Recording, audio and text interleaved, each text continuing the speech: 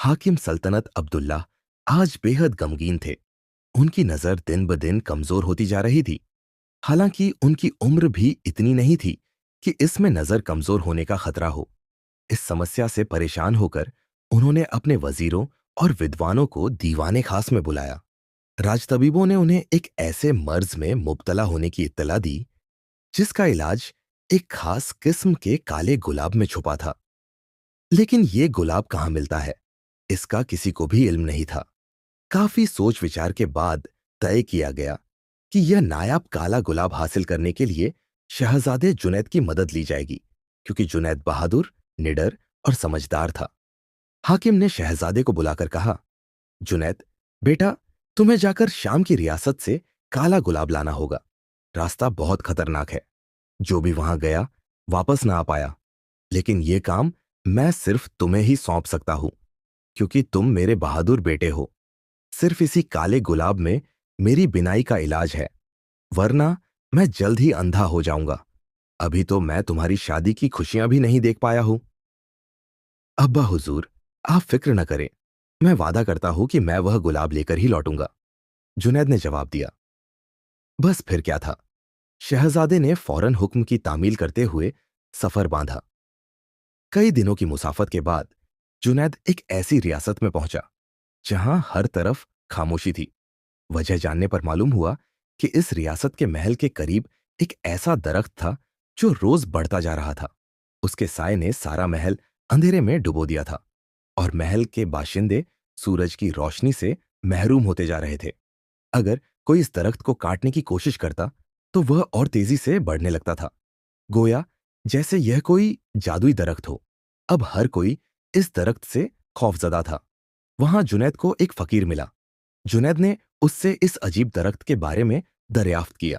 बाबा, क्या आप बता सकते हैं कि इसे क्यों नहीं कटवाया जा सकता? यह तो महल को अंधेरे में डाले हुए है। फकीर ने जवाब दिया, बेटा, दरअसल यह दरख्त एक जादूगरनी के श्राप का नतीजा है। जादूगरनी बादशाह से शादी करना चाहती थी, लेकिन बादशाह ने उसे ठुकरा दिया। तब से उसने इस महल को अपनी मनहूसियत से घेर रखा है। क्या मैं इनकी मदद कर सकता हूं? जुनैद ने पूछा। हाँ, मगर इसके लिए तुम्हें दरख्त को काटते वक्त एक पहेली का सही जवाब देना होगा। सही जवाब देने पर तुम्हें जादुई कुल्हाड़ी मिलेगी, जिससे यह दरख्त कट जाएगा। वह पहेली क्या है? फकीर ने कहा। वह क्या चीज है जो किसी को दी जा सकती है लेकिन बेची नहीं जा सकती? जुनैद ने तुरंत जवाब दिया, वादा। फकीर मुस्कुराया और जुनैद के हाथ में जादुई कुल्हाड़ी थमा दी। जुनैद ने दरख्त काटना शुरू किया। हैरतअंगेज तौर पर दरख्त बढ़ने के बजाय कटता चला गया और आखिरकार जमीन दोज हो गया। हर तरफ अफरीन का शोर बुलंद हुआ। लोग वहां जमा होने लगे। बादशाह तक भी इस खबर की रसाई हो चुकी थी। वो फौरन शहजादे से मिलने के लिए वहां पहुंचे। बाद में मालूम हुआ कि नज़मियों की पेशगोई के मुताबिक कोई बहादुर शहजादा ही उन्हें इस मुश्किल से छुटकारा दिला सकता था, और वह बहादुर उन्हें मिल चुका था। बादशाह ने निहायत तज को एहतेशाम से अपनी बेटी अफशां को शहजादे से ब्याह दिया और शहजादे को अपनी फर्जंदगी में ले लिया। बेटा, अब तुम हमारे साथ ही यहां रहो। शुक्रिया, लेकिन अभी मुझे एक सफर के लिए रवाना होना है। मैं एक काले गुलाब की तलाश में निकला हूं, जिसमें मेरे बाबा की बिनाई का इलाज है, वरना वो आंखों की बिनाई से महरूम हो जाएंगे। रास्ता खतरनाक भी हो सकता है, इसलिए मुझे अकेले जाना होगा। मैं अपने मकसद के हुसूल के बाद शहजादी अफशां को लेकर अपनी रियासत लौटूंगा। अल्लाह तुम्हें कामयाब करे। हमें तुम्हारा इंतजार रहेगा। शहजादे ने उन्हें अलविदा कहा और वहां से रवाना हो गया। काले गुलाब की तलाश कई दिनों की मुसाफत के बाद जुनैद मगरिब की सेमत एक ऐसी जगह पहुंचा जहां चंद झोपड़ियों के सिवा कुछ न था। उसने झाड़ झनकार से घिरी एक झोपड़ी पर दस्तक दी। क्या यहां कोई है? कौन है वहां? अंदर आओ। अंदर एक कमजोर बूढ़ा आदमी चिथड़ों में लिपटा हुआ लेटा था। उसकी मोटी दाढ़ी और मूंछों ने उसका चेहरा छुपा रखा था। उसकी गोल आंखों में एक अजीब सा आकर्षण था, जैसे वे कोई राज छुपा रही हो। उसकी हालत देखकर जुनैद को बहुत दया आई।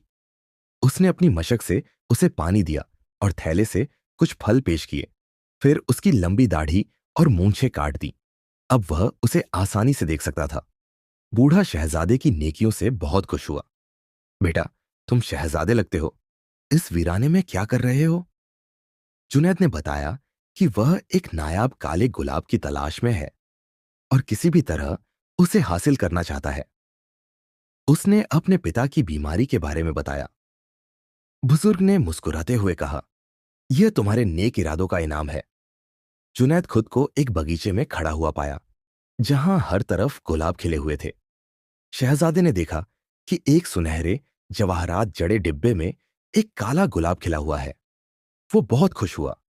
जिस गुलाब के लिए उसने महल की आरामदायक जिंदगी छोड़ी थी और जंगल की धूल में भटकता रहा, वो उसके सामने था। उसने तुरंत डिब्बा उठा लिया। अब वो जल्द से जल्द अपने पिता तक पहुंचना चाहता था। हवा की रफ्तार से घोड़ा दौड़ाते हुए वो सबसे पहले अपने ससुर के पास पहुंचा। फिर समय जाया किए बिना उसने राजकुमारी अफशां को अपने साथ लिया और अपने महल की ओर रवाना हो गया।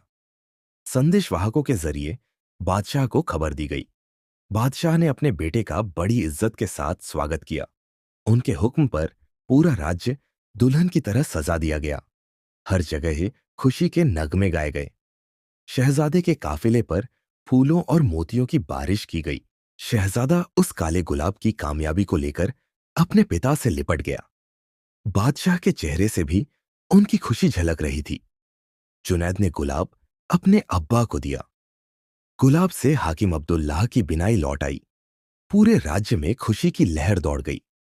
शहजादा जुनैद और अफशां ने मिलकर एक खुशहाल जिंदगी की शुरुआत की। प्यारे दोस्तों, अगर आपको ये कहानी पसंद आई हो तो इसे जरूर साझा करें। ऐसी और दिलचस्प कहानियों के लिए कृपया हमारे चैनल ट्रेजर ऑफ स्टोरीज को सब्सक्राइब करें। देखने के लिए धन्यवाद।